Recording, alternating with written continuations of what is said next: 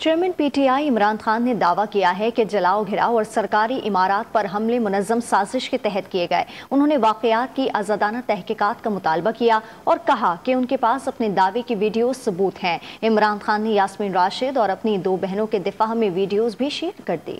Chairman Tehreek Insaf کی گرفتاری کی خبر آتے ہی ملک کے مختلف حصوں میں توڑ پھوڑ اور جلاؤ گھیراؤ کے واقعات ہوئے۔ حملہ آوروں نے سرکاری عمارات تک کو نظر آتش کیا۔ عمران خان نے دعویٰ کیا ہے کہ یہ سب منظم سازش کے تحت کیا گیا۔ بندوقیں لے کر تقریب کاروں کو بیچ میں ڈالا گیا اور سارا نزلہ پی ٹی آئی پر گرا دیا گیا۔ عمران خان نے معاملے کی آزادانہ انکوائری کا مطالبہ کیا ہے۔ مجھے اب یہ ایک منظم سازش نظر آئی ہے جس کے تحت جلائی گئی ہیں گورنمنٹ بلڈنگز، یہ کور کمانڈر کا گھر جلایا گیا ہے۔